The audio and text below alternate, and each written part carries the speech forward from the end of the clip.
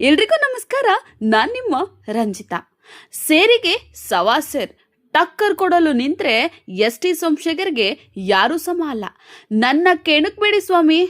ಶಾಸಕ ಎಸ್.ಟಿ. ಸೋಮಶೇಖರ್ ಏನಪ್ಪ ಇದು, ಇಷ್ಟು ಕೋಪವಾಗಿ ರಭಸವಾಗಿ ಮಾತಾಡ್ತಿದ್ದಾರೆ? ಯಾಕೆ ಮಾತಾಡ್ತಿದ್ದಾರೆ? ಯಾರಿಗೆ ಮಾತಾಡ್ತಿದ್ದಾರೆ? ಏನಿದು ಸ್ಟೋರಿ ಅಂತೀರಾ? ನೀವೇ ನೋಡಿ. ಯಶವಂತಪುರ ವಿಧಾನಸಭಾ ಕ್ಷೇತ್ರದ ಶಾಸಕರಾದ ಎಸ್.ಟಿ. ಸೋಮಶೇಖರ್ ಅವರು ಸದನದಲ್ಲಿ ಒಂದು ವಿಷಯವನ್ನ ಪ್ರಸ್ತಾಪ ಮಾಡಿದ್ರು. ವರ್ಷಗಳೇ ಕಳೆದ್ರೂ ಕೂಡ ನೈಸ್ ರಸ್ತೆಯಲ್ಲಿ ಏನ್ ನಾನು ಕೇಳಿದ್ದೆ, ನೈಸ್ ಬ್ರಿಡ್ಜ್ದು ಇದುವರೆಗೂ ಯಾವುದು ಕೂಡ ಆಕ್ಷನ್ ತೆಗೆದುಕೊಂಡಿಲ್ಲ. ಸನ್ಮಾನ್ಯ ಅಧ್ಯಕ್ಷರೇ, ಹೊಸೂರು ರೋಡಿಂದ ಮಾಗಡಿ ರೋಡ್ ಬರ್ತಕ್ಕಂಥ ಏನ್ ನೈಸ್ ರಸ್ತೆ ಇದೆ, ಸುಮಾರು 30-35 ವರ್ಷ ಆ ರಸ್ತೆ ಯಾರು ಜಮೀನ್ ಮಾಲೀಕರಿಗೆ ಇದುವರೆಗೂ ನಿವೇಶನವನ್ನು ಕೂಡ ಕೊಡಲಿಲ್ಲ. ಸನ್ಮಾನ್ಯ ಅಧ್ಯಕ್ಷರೇ, ಯಾಕೆ ಹೇಳ್ತಾ ಇದ್ದೀನಿ ಅಂತಂದ್ರೆ ಅವ್ರ ಆಟಿಟ್ಯೂಡ್ ಯಾವ ತರ ಇದೆ ಈ ನೈಸ್ ಕಂಪನಿ ಮಾಲೀಕರದು ಅಂತ ಹೇಳಲಿಕ್ಕೆ ಈ ಸಬ್ಜೆಕ್ಟ್ ಹೇಳ್ತಾ ಇದ್ದೀನಿ. ಸನ್ಮಾನ್ಯ ಅಧ್ಯಕ್ಷರೇ, ಒಂದು ದಿವಸಕ್ಕೆ ಸುಮಾರು 10 ಕೋಟಿ ಕಲೆಕ್ಷನ್ ಆಗ್ತಾರೆ. ಸನ್ಮಾನ್ಯ ಅಧ್ಯಕ್ಷರೇ, ಈ ರೋಡು ಇತ್ತೀಚಿನ ದಿವಸಗಳಲ್ಲಿ, ಯಾಕೆ ಬೆಳಗ್ಗೆ ಮಧ್ಯಾಹ್ನ ಸಾಯಂಕಾಲ ನಾನು ಓಡಾಡ್ತಕ್ಕಂಥ ರಸ್ತೆ ಇದು, 10 ಕೋಟಿ ಕಲೆಕ್ಷನ್ ಆಗ್ತದೆ ಒಂದು ದಿವಸಕ್ಕೆ. ಇಷ್ಟು ಕಲೆಕ್ಷನ್ ಆದ್ರೂ ಆ ರೋಡ್ ಏನು ಅಡಚಣೆ ಇಲ್ಲ. ಒಂದೂರಿಂದ ಇನ್ನೊಂದು ಊರಿಗೆ ಹೋಗ್ತಕ್ಕಂಥ ಬ್ರಿಡ್ಜ್ಗಳೇನಿದೆ, ಆಗ 25-30 ವರ್ಷದ ಹಿಂದೆ ಮಾಡಿದಂಥ ಬ್ರಿಡ್ಜ್ಗಳು, ಒಂದು ಸ್ಕೂಟರ್ ಹೋಗಕ್ಕಾಗಲ್ಲ, ಒಂದು 8 ಬ್ರಿಡ್ಜ್ ನ ಐಡೆಂಟಿಫಿಕೇಶನ್ ಮಾಡಿದ್ದಾರೆ ನನ್ನ ಕ್ಷೇತ್ರದಲ್ಲಿ. ಇದಕ್ಕೆ ಉತ್ತರಿಸಿದ ಬಿಜೆಪಿ ಜಿಲ್ಲಾಧ್ಯಕ್ಷ ರುದ್ರೇಶ್ ಅವರು ಪತ್ರಿಕಾಗೋಷ್ಠಿಯನ್ನ ಕರೆದು ಈ ಮಾತುಗಳನ್ನ ಆಡಿದ್ರು. ಕೂತ್ಕೊಂಡು ಯಾರೋ ಎಸ್.ಟಿ. ಸೋಮಶೇಖರ್ ಅಂತ ಮಧ್ಯವರ್ತಿಗಳು ಕೂತ್ಕೊಂಡು ನೀವು ಅಲ್ಲಿ ದಯಮಾಡಿ ನೀವು ಹೇಳಿಕೆ ತಗೊಂಬಿಡಿ. ಅವ್ರಿಗೆ ನೈಸ್ ಕಂಪ್ನಿ ಪರವಾಗೂ ಗೊತ್ತಿಲ್ಲ, ವಿರುದ್ಧವಾಗೂ ಗೊತ್ತಿಲ್ಲ, ನೈಸ್ಗೆ ಹೋಗಿರ್ತಕ್ಕಂಥ ರೈತರ ಬಗ್ಗೆ ಕಿಂಚಿತ್ತೂ ಗೊತ್ತಿಲ್ಲ. ಸನ್ಮಾನ್ಯ ಮುಖ್ಯಮಂತ್ರಿಗಳಾಗಿರ್ತಕ್ಕಂಥ ಸಿದ್ದರಾಮಯ್ಯನವ್ರಿಗೂ ಮತ್ತು ನಮ್ಮ ಉಪಮುಖ್ಯಮಂತ್ರಿ ಆಗಿರ್ತಕ್ಕಂಥ ಡಿ.ಕೆ. ಶಿವಕುಮಾರ್ ಅವ್ರಿಗೆ ನಿನ್ನೆ ಸೆಷನ್ನಲ್ಲಿ ವಿಧಾನಸಭೆಯಲ್ಲಿ PWD ಮಿನಿಸ್ಟ್ರು ಸತೀಶ್ ಜಾರಕಿಹೊಳಿ ಅವರು ಅವರು ಉತ್ತರ ಕೊಟ್ಟವ್ರೆ. ಅವರು ಉತ್ತರ ಕೊಟ್ಟಿದ್ದು ಯಾವ ಮಟ್ಟಿಗೆ ಅಂದರೆ, ಯಾರೋ ಕೊಟ್ಟಿದ್ದು ಯಾರೋ ಓದೋದು. ಸನ್ಮಾನ್ಯ ಸತೀಶ್ ಜಾರಕಿಹೊಳಿ ಅವರೇ, ಅಲ್ಲಿ ನೀವು ಹೇಳ್ದಂಥ ಒಂದು ಮಾತು ಕೂಡ ಸತ್ಯ ಇಲ್ಲ.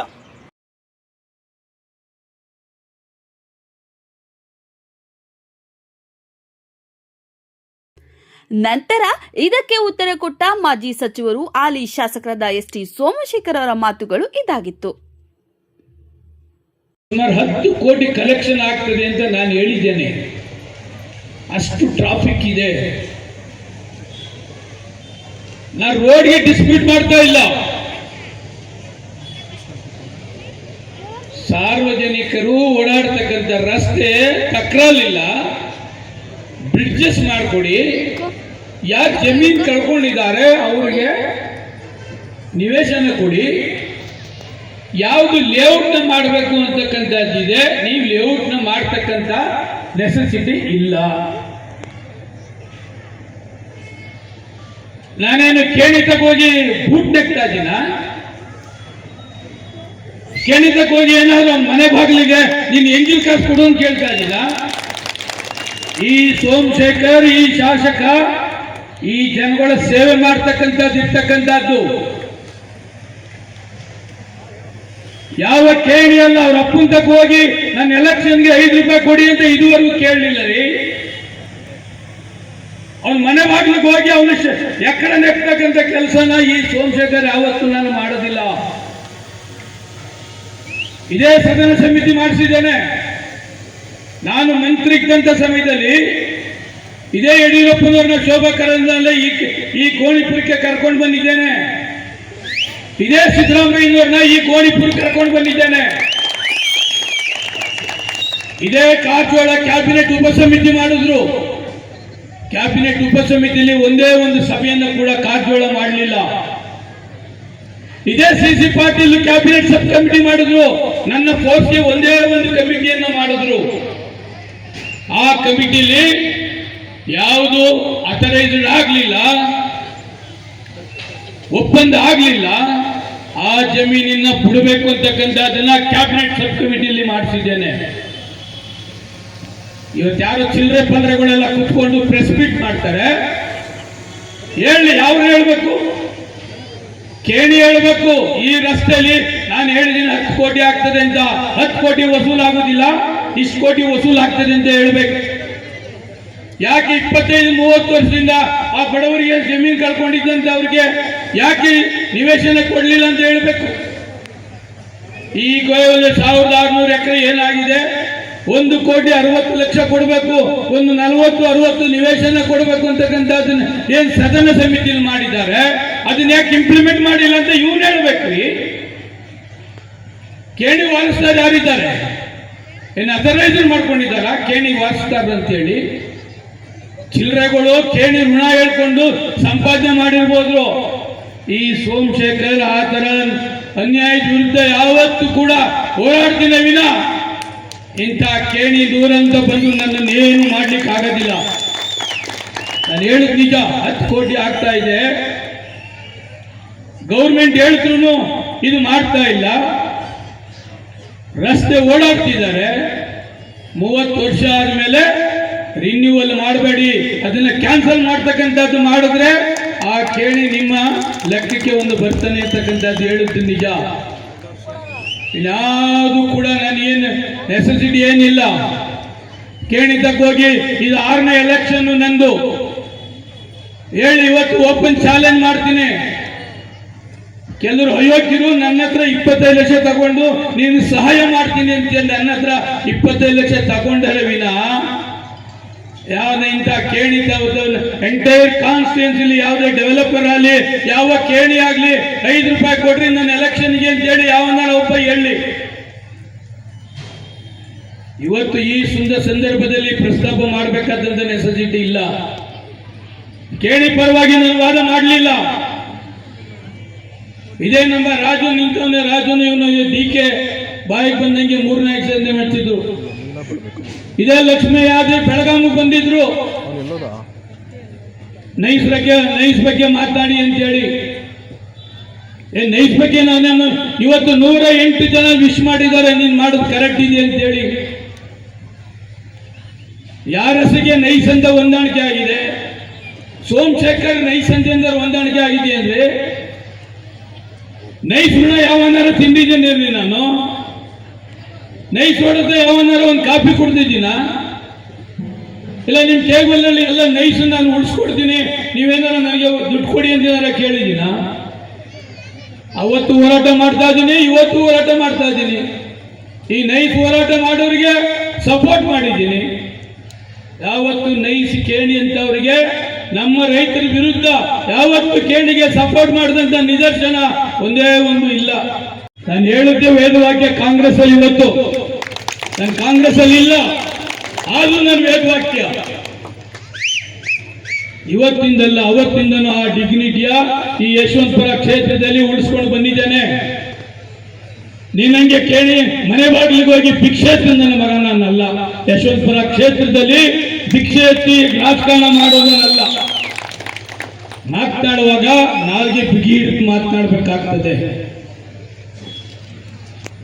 ಯಾವತ್ತು 15-20 ವರ್ಷ ಆಯ್ತು ಈ ಕ್ಷೇತ್ರಕ್ಕೆ, ಈ ರಾಜಕಾರಣಕ್ಕೆ ಬಂದು ಯಾವತ್ತು ಅನ್ಯಾಯದ ಹೋಗ್ಲೇ ಇಲ್ಲ. ಯಾರಿಗೂ ತೊಂದರೆ ಕೊಟ್ಟಿದ್ದ ನಿದರ್ಶನ ಇಲ್ಲ. ಯಾರ ವಿರುದ್ಧನೂ ಮಾತನಾಡ್ತಕ್ಕಂಥದ್ದಿಲ್ಲ. ಯಶವಂತಪುರ ಕ್ಷೇತ್ರ ಡೆವಲಪ್ಮೆಂಟ್ ಬಗ್ಗೆ ಯಾರು ಬೇಕಾದ್ರೂ ಬರಲಿ, ನಾನೇನ್ ಮಾಡಿದ್ದೇನೆ, ಅವರೇನ್ ಮಾಡ್ತಿದ್ದಾರೆ. ನಾನು ಬಿಜೆಪಿಗೆ ಹೋದವ್ರಿಗೆ ನಿನಗೊಂದು ಅಧಿಕಾರ ಸಿಕ್ಕದ್ದು.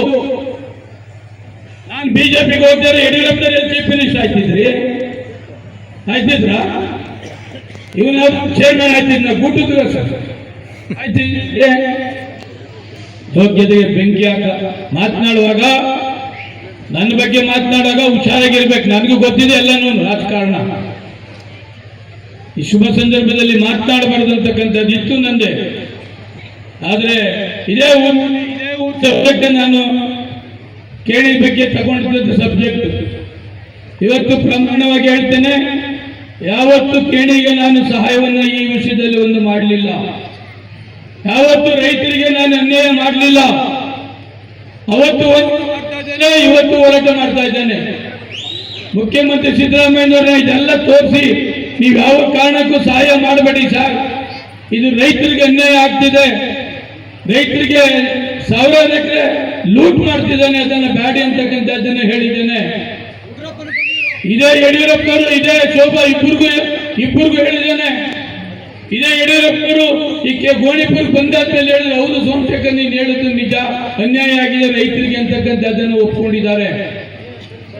ನಾನು ಹೋಗಿ ಕೇಳಿದ್ದ ಕೈ ಕಟ್ಕೊಂಡು ನಿಂತ್ಕೊಳ್ಳ, ನಿಮ್ ಜಮೀನು ನಾನು ಸಪೋರ್ಟ್ ಮಾಡ್ತೀನಿ, ನಿನ್ಗೆಲ್ಲ ಎಂಜಿನ್ ಕಾಸು ಕೊಡಿ ಅಂತ ಕೇಳಕ್ಕೆ ಹೋಗ್ತಿದ್ದಲ್ಲ. ನಾನು ಕೇಳೋಕ್ ಕ್ವಶನ್ನೇ ಇಲ್ಲ. ಇವತ್ತು ಒಳ್ಳೆ ಕಾರ್ಯಕ್ರಮ ಮಾಡಿದ್ದಾರೆ, ಸಬ್ಜೆಕ್ಟ್ ಹೇಳ್ಬೇಕಾಯ್ತು, ತಪ್ಪು ತಿಳ್ಕೋಬೇಡಿ. ಏನು ಹೇಳಿ ಮುಂದೆ ಅದನ್ನ ಪ್ರಸ್ತಾಪ ಮಾಡ್ಬೇಕಾದ್ರೆ ಎಲ್ಲಿ ಬೇಕಾದ್ರೆ ಕೂಗ್ಲಿ, ಯಶವಂತಪುರ ಕ್ಷೇತ್ರ ಡೆವಲಪ್ಮೆಂಟ್ ಬಗ್ಗೆ ಆಗ್ಲಿ, ಪಕ್ಷದ ಬಗ್ಗೆ ಆಗ್ಲಿ, ನಾನು ಪಕ್ಷ ಬಿಡ್ಲಿಲ್ಲ. ಈ ಕ್ಷೇತ್ರ ಡೆವಲಪ್ಮೆಂಟ್ ಇವರೆಲ್ಲ ನೈಟ್ ಹೋಗ್ತಾರೆ. ಗುರುಜಿ ಶಿವಕುಮಾರ್ ಮನೆ ಬಾಗಿಲಿಗೆ ರಾತ್ರಿ 10 ಗಂಟೆಗೆ ಹೋಗ್ತಾರೆ. 10 ಗಂಟೆಗೆ ಹೋಗೋ ಅಭ್ಯಾಸ ನಾನು ಇಟ್ಕೊಂಡೇ ಇಲ್ಲ. ನೇರವಾಗಿ ಬೆಳಗ್ಗೆ ಹೋಗ್ತೀನಿ ನನ್ನ ಮನೆಗೆ. ನಮ್ಮ ಕ್ಷೇತ್ರದ ಕೆಲಸ ನಾನು ನೇರವಾಗಿ ಕೇಳ್ತೇನೆ. 600-700 ಕೋಟಿ ಅನುದಾನ ಕೊಟ್ಟಿದ್ದಾರೆ. ಆಯ್ತು, ನಾನು ಬಿಜೆಪಿಯಲ್ಲಿ ಇದ್ದೆ ಅಂತ ಇಟ್ಕೊಳ್ಳಪ್ಪ. 600-500 ಕೋಟಿ ಕೊಡ್ತಾ ಇದ್ದಾರ? ಡೆವಲಪ್ಮೆಂಟ್ ಕೊಡ್ತಾ ಇದ್ರ? ಕಾಂಗ್ರೆಸ್ ಅಲ್ಲಿ ನಾನು ಇದ್ದವನು, ಮುಖ್ಯಮಂತ್ರಿಗಳಿಗೆ ಗೊತ್ತು, ಉಪಮುಖ್ಯಮಂತ್ರಿಗಳಿಗೆ ಗೊತ್ತು. ಕ್ಷೇತ್ರಕ್ಕೆ ಹೋಗಿ ಕೇಳ್ತೇವೆ, ಕ್ಷೇತ್ರದ ಕೇಳ್ತೇವೆ. ನನ್ನ ಮನೆ ನನಗೆ ಪರ್ಸನಲ್ ಕೇಳ್ತಾ ಇದ್ದೀನ. ಇವತ್ತು ಸಸ್ಪೆಂಡ್ ಮಾಡಿರ್ಬೋದು. ಬಿಜೆಪಿಯಲ್ಲಿ ಇನ್ನೂ ನ್ಯಾಷನಲ್ ಲೆವೆಲ್ ಅಲ್ಲಿ, ಸ್ಟೇಟ್ ಲೆವೆಲ್ ಅಲ್ಲಿ ಇನ್ನೂ ನಾನು ಉಳಿಸ್ಕೊಂಡಿದ್ದೇನೆ ಮರ್ಯಾದೆನ. ನಾನೇ ರಿಕ್ವೆಷನ್ ಲೆಟರ್ ಕೊಟ್ಟು ಇದನ್ನ ಕ್ಯಾನ್ಸಲ್ ಮಾಡಿ ಅಂತಂದ್ರೆ 2 ದಿವಸದಲ್ಲಿ ಕ್ಯಾನ್ಸಲ್ ಮಾಡಿಸ್ಕೊಂಡು ಇಲ್ಲಿ ಬರ್ತೇನೆ. ಆದ್ರೆ ಆ ಚಿಂತನೆಯನ್ನು ನಾನು ಇನ್ನೂ ಮಾಡ್ಲಿಕ್ಕೆ ಹೋಗ್ಲಿಲ್ಲ. ಆ ಚಿಂತನೆಯನ್ನ ಮಾಡೋದು ಇಲ್ಲ. ಶಾಸಕನಾಗಿರುವ ತನಕ, ಉಸಿರಿರುವ ತನಕ ಇಂಥ ಕೇಣಿ ಪಾಣಿಯವರಿಗೆ, ಇಂಥ ಚಿಲ್ಲರೆಗಳಿಗೆ ಎದುರ್ಕೊಳ್ಳೋ ಮನುಷ್ಯನೇ ಅಲ್ಲ ನಾನು. ನನ್ನನ್ನೇನು ಮಾಡೋಕ್ಕಾಗೋದಿಲ್ಲ. 4 ಸಾರಿ ಶಾಸಕನಾಗಿದ್ದೇನೆ, ಮಂತ್ರಿ ಆಗಿದ್ದೇನೆ, 2 ಸಾರಿ ಸೋತಿದ್ದೇನೆ, ಸೋತು ನೋಡಿದ್ದೇನೆ, ಶಾಸಕ ನೋಡಿದ್ದೇನೆ, ಮಂತ್ರಿಯಾಗಿ ನೋಡಿದ್ದೇನೆ. ಈ ಕ್ಷೇತ್ರದಲ್ಲಿ ಡೆವಲಪ್ಮೆಂಟ್ ಕೂಡ ಮಾಡ್ತಾ ಇದ್ದೇನೆ. 209 ಕೋಟಿ ಸೂಪರ್ ಸ್ಪೆಷಾಲಿಟಿ ಹಾಸ್ಪಿಟಲ್ ಮಾಡ್ತಾ ಇದ್ದೇನೆ. ಲಿಂಗದಲ್ಲಿ ಕಸದ ಘಟಕ ತಂದವರ್ರಿ. 6 ವರ್ಷಕ್ಕೂ ಜಮೀನು ಕೊಟ್ಟರು, ಶೋಭಾ ಕರಂದೆಲ್ಲ ಜಮೀನು ಕೊಟ್ಟರು. ನಾನ್ ಜಮೀನು ಕೊಟ್ಟನ? ಕೆಂಗೇರಿಲಿ ಚುಂಚುಂಗುಪ್ಪೆ ಕಸದ ಘಟಕ ನಾನ್ ತಂದ. ಅದು ಬಂದು 25 ವರ್ಷ ಆಗಿದೆ. ಸುಬ್ರಾಯಂಪಾಳಿದು ಕಸದ ಘಟಕ ಯಾರಿಂದ ಆಯ್ತು? ಎಂಜೆಪುರ ನಾನ್ ಕೊಟ್ಟನ ಜಮೀನು 9 ಎಕರೆ. ದೊಡ್ಡಬೀದರ್ಕಲ್ ಕಸದ ಘಟಕ ನಾನ್ ಕೊಟ್ಟನ 6 ಎಕರೆನ. ಕನ್ನಲ್ಲಿದು 25 ಎಕರೆ ಯಾರು ಕೊಟ್ರು? ನಾನ್ ಕೊಟ್ಟನ. ಮಾತಾಡುವಾಗ ಅನ್ನ ತಿಂದು ಮಾತಾಡ್ಬೇಕು, ಹೇಳ್ ತಿಂದು ಮಾತನಾಡಬಾರ್ದು. ಯಾವ ಕಸದ ಘಟಕನೂ ಕೂಡ ಆ ಕಸದ ಘಟಕಕ್ಕೆ ಒಂದೇ ಜಮೀನು ನಾನು ಕೊಡ್ಲಿಲ್ಲ ರೀ. ನಾನು 2013ಕ್ಕೆ ಶಾಸಕ ಬಂದಂತ ಸಮಯದಲ್ಲಿ ಕಸದ ಘಟಕಕ್ಕೆ ಓಪನ್ ಮಾಡ್ತಕ್ಕಂಥದಕ್ಕೆ ಆದೇಶ ಮಾಡಿದ್ರು. ಅದಕ್ಕಿಂತ ಮುಂಚೆ ಈ 4 ಕಸದ ಘಟಕ ಯಾರು ಕೊಟ್ಟದ್ದು? ಯೋಗ್ಯರೇ ಕೊಟ್ಟದ್ದು. ನಾನು ಕೊಟ್ಟನ? 209 ಕೋಟಿ ಸೂಪರ್ ಸ್ಪೆಷಾಲಿಟಿ ಹಾಸ್ಪಿಟಲ್ ಆಗ್ತಾ ಇದೆ. ಮೇ ತಿಂಗಳಿಗೆ ಉದ್ಘಾಟನೆ ಆಗ್ತಾ ಇದೆ. 5 ಎಕರೆ ಸರ್ಕಾರಿ ಪ್ರಥಮ ದರ್ಜೆ ಕಾಲೇಜ್ಗೆ 1,20,00,000 ಕೊಟ್ಟು 5 ಎಕರೆ ಮಾಡಿಸಿದ್ದೇನೆ. 17 ಕೋಟಿ ಕೊಟ್ಟು ಡಯಾಲಿಸಿಸ್ ಕೇಂದ್ರ ಮಾಡಿಸಿದ್ದೇನೆ. 1,70,00,000 ಕೊಟ್ಟು ಹೆರಿಗೆ ಹಾಸ್ಪಿಟ್ಲ್ ಕಂಗೊಟ್ಟ ಹತ್ರ 1/4 ಎಕರೆ ಅದು ಮಾಡಿಸ್ತಾ ಇದ್ದೇನೆ. ಕಾವೇರಿ ನೀರು 5ನೇ ಸ್ಟೇಜ್ ಎಂಟೈರ್ ಕಾನ್ಸ್ಟಿಟ್ಯೂನ್ಸಿಗೆ ಕಾವೇರಿ ನೀರು 5th ಸ್ಟೇಜ್ ಕೊಡ್ತಕ್ಕಂಥದ್ದು ಮಾಡ್ತಾ ಇದ್ದೇವೆ. ಎಂಟೈರ್ ಯಶವಂತಪುರ ಕ್ಷೇತ್ರ ಏನೆಲ್ಲ ಡೆವಲಪ್ಮೆಂಟ್ ಮಾಡಬಹುದು ಅದನ್ನ ಪ್ರಾಮಾಣಿಕವಾಗಿ ಮಾಡ್ತಾ ಇದ್ದಾನೆ. ಯಾರಾದ್ರೂ ಪ್ರೆಸ್ ಮೀಟ್ ಮಾಡಲಿ, ವಿರುದ್ಧ ಮಾತಾಡಲಿ, ನನಗೇನು ಅದರದ್ದು ಬೇಜಾರಿಲ್ಲ. ಸುಳ್ಳು ಹೇಳ್ತಾ ಇದ್ದೀನಿ ಇರ್ತಕ್ಕಂಥ ನೈಸ್ ವಿಚಾರದಲ್ಲಿ. ಅವತ್ತು ಹೇಳ್ತಾ ಇದ್ದೀನಿ, ಇವತ್ತು ಅದನ್ನೇ ಹೇಳ್ತಾ ಇದ್ದೀನಿ. ಯಾವತ್ತು ನಾನು ರೈತ ವಿರುದ್ಧ ಯಾವತ್ತು ಈ ಕ್ಷೇತ್ರದಲ್ಲಿ ಇಲ್ಲ. ಇವತ್ತೇ ರಾಜಕಾರಣ ನನ್ನ ಕೊನೆ ಆದ್ರೂ ಪರವಾಗಿಲ್ಲ. ಈ ತರ ಇಲ್ಲಿಗಲ್ಗೆ ನಾನು ಯಾವತ್ತೂ ಸಪೋರ್ಟ್ ಮಾಡೋದಿಲ್ಲ. ಇಲ್ಲಿಗಲ್ ಬೇನಾಮಿಗಳಿಗೆ ಸಪೋರ್ಟ್ ಕೂಡ ಮಾಡೋದಿಲ್ಲ. ಯಾರು ಮಾತಾಡ್ಕೊಳ್ಳಿ, ಚಿಲ್ಲರೆ ಪಲ್ಲರಿಗಳು ನಾನು ಮಾತನಾಡಬಾರ್ದು, ನನ್ ಸಮಾನ ಇದ್ದಂಥವ್ರಿಗೆ ಆನ್ಸರ್ ಮಾಡಬೇಕಂತಿತ್ತು. ಆದ್ರೆ ಇದೇ ಊರಿನಲ್ಲಿ ಫಂಕ್ಷನ್ ಆದ್ರಿಂದ ಯಾತಕ್ಕೆ ನಾನು ಇಷ್ಟೆಲ್ಲ ಪ್ರಸ್ತಾಪ ಮಾಡ್ಬೇಕಾದ್ರೆ ಪದೇ ಪದೇ ಹೇಗೋಲ್ಲ ನನ್ನೇ ಆಗ್ತಾ ಇದೆ. ಅದ್ರ ಹೋರಾಟ ಮಾಡ್ತಕ್ಕಂಥದಕ್ಕೆ ನಿಮ್ಗೆ ನಾನು ಮಾಹಿತಿಯನ್ನ ಕೊಡಬೇಕಾಯ್ತು. ಸ್ವಲ್ಪ ಮನಸ್ಸಿಗೆ ಬೇಜಾರಾಗಿ ಜೋರಾಗಿ ಮಾತನಾಡಿದ್ದೇನೆ, ಅದು ಬೇರೆ ಸಂದರ್ಭದಲ್ಲಿ ಮಾತನಾಡ್ತಾನೆ ಅಂತಕ್ಕಂಥದ್ದನ್ನು ಹೇಳಿ ಇವತ್ತು ಒಳ್ಳೆಯ ಕಾರ್ಯಕ್ರಮ ಮಾಡ್ತಾ ಇದ್ದೀರಿ. ತಮಗೆಲ್ಲ ಯುಗಾದಿ ಹಬ್ಬದ ಶುಭಾಶಯಗಳೊಂದಿಗೆ ಏನಾದರೂ ತಪ್ಪು ಮಾತನಾಡಿದ್ರೆ ನಿಮ್ಮಲ್ಲಿ ಕ್ಷಮೆ ಕೇಳ್ತೀನಿ ಅಂತಕ್ಕಂಥದ್ದನ್ನು ಹೇಳಿ ನನ್ನ ಮಾತನ್ನು ಮುಕ್ತಾಯ ಮಾಡ್ತೇನೆ. ನಮಸ್ಕಾರ.